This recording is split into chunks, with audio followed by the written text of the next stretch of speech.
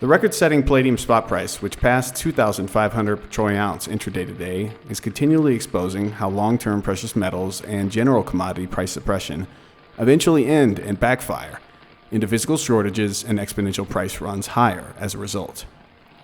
Low, suppressed, often derivative discovered price points eventually lead to market shortages and much higher bid prices in order to incentivize real-world producers of real things to actually bring that commodity or precious metal to the market. That is what we are now seeing in the rapidly escalating palladium price. Today, we will cover some major points on why we will also eventually see this kind of fiat US dollar denominated price action for the other major three precious metals to come.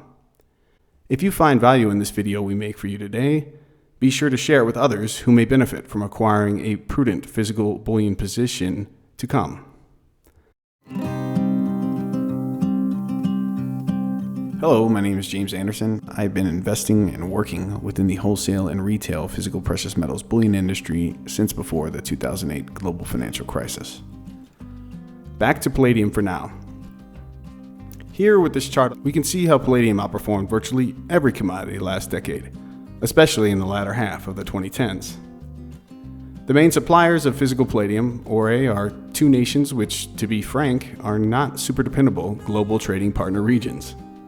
For instance, South Africa is currently suffering many electrical blackouts in their failing infrastructure, precious metal mining strikes, and political issues ongoing, while Russia's palladium supplies can and have been cut off entirely before, having produced situations in this very same 21st century when the palladium spot price was as much as 4 times the then price of gold. We would suggest no one hold their breath thinking that this is some kind of palladium bubble about to collapse. Instead, we are going to go as far to say that if you hear or read someone describe this as a palladium bubble, you can pretty much ignore or heavily discount virtually anything they may have to say in the financial future. Today, we're going to dig into many record-setting palladium details, some of which the mainstream financial media will never cover, much of which many never knew, nor would they even admit it was real. By doing so, you'll get a better understanding as to why and how this current palladium fiat Federal Reserve note price ramp has occurred, and why further record high palladium US dollar prices are more than likely to continue onwards ahead. Today we're going to hone in on two major moments in time, whose contributing factors are still ongoing today, not merely in the record-setting palladium market, but two in virtually every London, COMEX, CBOT, and NYMEX market derivative traded. We're going to briefly also hear a few minutes of time in a throwback interview I had with an expert in the precious metals arena on why this record price ramp in palladium was likely inevitable, and two, why this is the same for likely what is coming to the gold, platinum, and silver markets. One final note before we begin in earnest. This Reuters article, published today, highlights another precious metal which has been performing exceptionally well of late, rhodium. If you know about rhodium, you know it is even rarer than platinum, and it has no derivative futures contract price discovery market attached to it. Throughout this post-1971 Nixon full fiat Federal Reserve note financialization era, now some 50 years in the making, this is the 4th time that rhodium has multiplied in price by some 300 to 2,000% within a few years. Juxtaposed next to platinum and rhodium in this Reuters article is underperforming gold and platinum respectively. What the Reuters authors they fail to mention is that the price action chart you see on the left is likely to show itself on the right side this decade and possibly into the next for both gold and platinum to come. Palladium record price contributor number 1. Late last week, we broke news here on the SD Bullion channel for subscribers and viewers that the CME Group, which owns and operates the COMEX, where majority gold and silver price discovery occurs, also the NYMEX, where majority platinum and palladium price discovery occurs, has extended its central bank incentive program. Essentially, this likely commodity price rigging suppression program has been running since middle 2013, and it is a high-volume trading discount program where foreign central banks or large financial institutions, such as the Bank for International Settlements trading desks, can trade almost all CBOT, NYMEX, and COMEX derivative contracts at a discount versus counterparty stooges unaware that this program even exists. This is akin to Las Vegas having an open blackjack tournament while allowing the greatest card counters and off-table currency counterfeiters to come on in and bet according to their approved agendas. So, this letter, written from the lawyer representing the CME Group's COMEX, NYMEX, and CBOT derivative casinos, is effectively notifying the supposed regulatory agency overseeing them, called the CFTC, that until the end of January 2021 extended, the tables will remain heavily slanted in favor of approved foreign central bank commodity, precious metals, and derivative trading. We know many people out there are literally running out of time to see their precious metal bets perform, and thanks to financially engineering backdrop today ongoing, it may be some time yet. But we cite this again today to remind you how this modern gold price suppression program likely gets its comeuppance. Look at how post-2013 NYMEX Palladium bullion holdings have been drained. Look at how post-2013 even Palladium ETFs have had to be rated for their bullion holdings and physical Palladium inventories.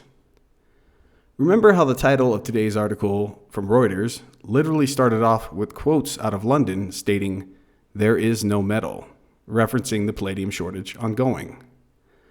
Look at Palladium lease rates out of London today from the tweet of the day provided by precious metals mining consultant and expert David Jensen. David also has a take on rhodium and how these two tiny precious metals are now illustrating the systematic price discovery frauds we have been living under for decades running. Looking out this decade and even into the next, we can expect to see COMEX physical bullion drains of both gold and silver bullion held in warehouses. 2 on the NYMEX, as eventually platinum begins being thrifted more for palladium. We expect to see a drain of the fractionally reserved platinum bullion holdings underlying the NYMEX leveraged derivative exchange too. If you are in any of these precious metal derivatives for the long term, you may want to reconsider.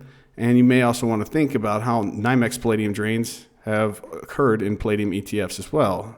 In other words, having your bullion and owning it outright before there is a real run on bullion makes prudent sense given the Palladium facts ongoing. Now to our second Palladium record price contributor point today. We're going to have a look back and brief listen to my discussion with David Jensen back in late September 2018, a time when most major precious metal bulls were beaten down with grinding sideways price action and low fiat price point action compared to today in early 2020.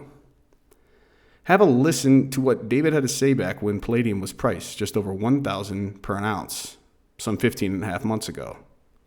Almost every word he says still applies now in these precious metals markets. Of all the 4 main precious metals, you're talking about gold, silver, platinum, and palladium. When you look at the charts, especially the long-term charts, and the one that looks the most bullish, pretty obvious when you look at the various 4 precious metals and their price action, is palladium at the moment. Palladium, I think, hit a record high in January, and it's since bounced a little bit downward, but it's rebounding again. And you've done a lot of work. I've read on I think Seeking Alpha, you've done a lot of articles that you wrote years back talking about the issues with palladium as far as the physical market versus what's going on with price action. So if you could give us some insights, I know the lease rates in the palladium market are pretty high as well, so that'd probably help us to understand what is going on with palladium. Yeah, so the lease rate is the rate I'm focused in on because I'm looking for the supply-demand market indicators of what's going on in the market. I don't trust the price signals that we're getting, and the palladium lease rate, it spiked to an intraday high of 21% in June of 2017. It just took off. It came back somewhat, but it's held above 5%, and now it's rising back up again above 7.5% in terms of the annum cost of leasing, both in the short term and the longer term. So there is a real physical metal shortage, and the CEO of Johnson Matthey a couple of years ago did an interview, and he said that the major palladium stockpiles had been moved from Switzerland to London from 2009 to 2013. So over that period of 4 years, the major stockpiles had already been transferred.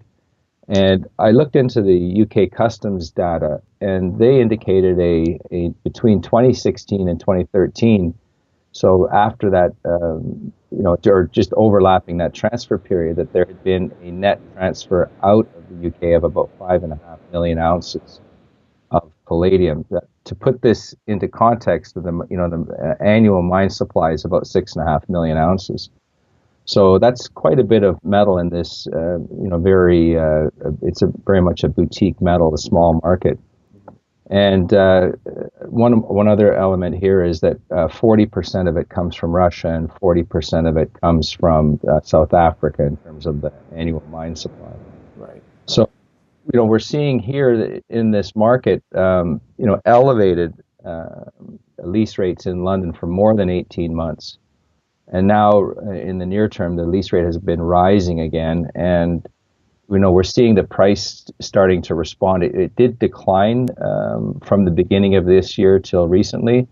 But all of a sudden, over about the last 2 weeks, the price has taken off again. So I think that we're seeing, the paper market is starting to respond to the actual physical shortage of this in the market. It becomes very, very difficult to contain price when you have physical metal shortage. You can set the price anywhere as long as you've got metal flow that equals the demand. The game that I see, James, in London is that they have very little inventory backing up the claims in the market in the spot market. And it's the spot market that sets the price because, that's the ownership of metal, immediate ownership, right here, right now ownership. And you can deflect various funds or users of metal into holding these unallocated, unbacked spot contracts. But when there's urgency for actual metal delivery, which, the vast majority of palladium is used in catalytic converters and automobiles. So when there's a shortage and a demand for the actual physical metal, there's very little you can do in terms of deflecting interest into holding unbacked spot contracts. Mm-hmm. So that's what I see happening right now as I see a breakout of the price. It was in a downwards flagging pattern since roughly January, and about 2 weeks ago it turned around and it started to take off. And it's going to be very interesting to see how this dynamic plays out because without this metal in the catalytic converters, you can't ship automobiles, and it's very expensive to shut down an entire auto plant because you can't get a $500 unit to plug onto the exhaust. Right. Yeah, just 2 points about this. Looking at the price chart, it does look like it's a head and shoulders, so I wouldn't be surprised to see, with everything you just described, the price to continue higher and probably go past or at least meet the record high from January. And then the other point about, the physical world meeting, the reality of the situation physically versus the derivatives that kind of shield the real, supply-demand fundamentals. Back in 2000, I think there was a shortage of Russian palladium, correct? And that's what kind of caused this mania in palladium prices where it looks like in early 2001, palladium got over $1,000 an ounce, which was, 4 times the price of gold. And the reason why was essentially that Russia was not exporting palladium, and just this mania in price ensued, and palladium went up in a 5-bagger within a couple of years' time. So there was a real panic at that time in London. I think they almost lost control of the paper market at that time. Mm-hmm. And Russia had roughly, it's estimated, about 25 million ounces in stockpiles of palladium. And they stepped into the market at that point and basically saved London's paper market by, just stepwise offloading a portion of this of their stockpiles into the market to meet the deficit. But there was Dresdner Bank almost blew up. The banks were calling for the U.S. to release palladium from their strategic metal stockpile. They were so desperate, and the lease rate at that point, which is interesting, but the 90-day lease rate went to a per annum rate of over 300%. That gives you an idea of how desperate they were for metal at that time. Jeez, 300% lease rate. Yeah, that's nuts. Hold that for too long. Yeah, just looking at, like, for instance, the palladium ETF. There's a chart in Bloomberg showing how much physical has been drawn out of that palladium ETF in the past 2 years, 3 years, versus how much is still in there. And it goes to show that the physical demand is obviously at really high levels right now, and probably continuing if we have any issues with Russia or South Africa moving forward. Lord knows what could happen. Yeah, I think it's roughly 70% of the metal in the ETFs have been pulled out. Wow. So if you're getting to the point where you're drawing from the ETFs to meet physical delivery requirements, then you know that you've got a serious deficit in the market. And palladium, platinum is a substitute, but there's a cost of switching over to platinum, and the platinum stockpiles are not that great themselves. I mean, there's more platinum in stockpiles, in the UK and in Switzerland, certainly than there is of palladium, but they aren't robust in terms of, if you compare them to gold, for instance, in terms of the above ground stock. So correct. While most of us here likely do not have major investment positions in palladium, we believe it is indeed showing the likely path ahead for the other three major precious metals to come. Perhaps now is the time to get a prudent investment position, especially while commodity prices remain near 100-year low valuation levels versus fiat financialized paper assets at the moment. That's all for this week. If you enjoyed this content, be sure to give our video a thumbs up. If you're not subscribed to our channel, do that. And finally, be sure to hit the alert button so you don't miss these market updates as they come along. Give us your comments below. Let us know what topics you want to see more coverage on.